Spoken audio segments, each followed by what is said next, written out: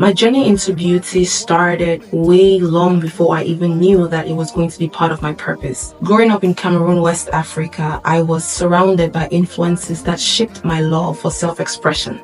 My mom, who has always been a red lip lover and a red nail polish lover, would just never leave the house without a red lip. My dad, who was a Sebako shoe collector and a perfume collector, showed me how individuality sparks even with the little detail. Together they modeled a confidence in personal style that shaped my perception of beauty.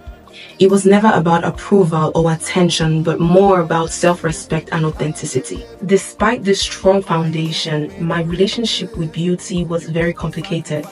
As a young girl growing back then, I bleached my skin because I had that notion that the lighter skin ones were the perfect ones and the most beautiful ones. This idea was constantly being reminded and reiterated by media and society and magazines. My pursuit for perfection led me to a heartbreak when acne and skin imperfection gave me or made me feel even less beautiful than I thought I was. I then resolved to makeup not as a tool for creativity, but more as a technology to hide what I thought were imperfections at the time. As the beauty industry evolved, my technology in trying to hide the flaws had to evolve as well. I became obsessed with learning, determined to master the art of transformation. And until one day, I had to wake up from the lie that I was not enough. I realized that no amount of makeup would truly conceal the inner wounds. And so I resolved to tackling the mindsets that caused me to believe I was less than enough.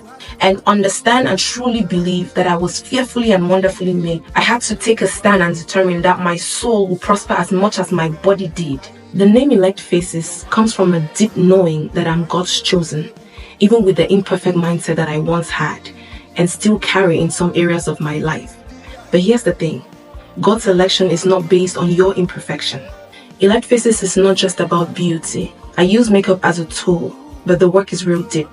It's about empowering women to own their identity and identification in Christ, walk head up high in confidence, and embrace their God-given uniqueness. This month especially, which is the month of love, February, I want young girls and older women alike out there to know this. Do not trade your glory and value for any attention. There's a world out there that will try to convince you that your value is only validated by how many people really like you, how many people desire you.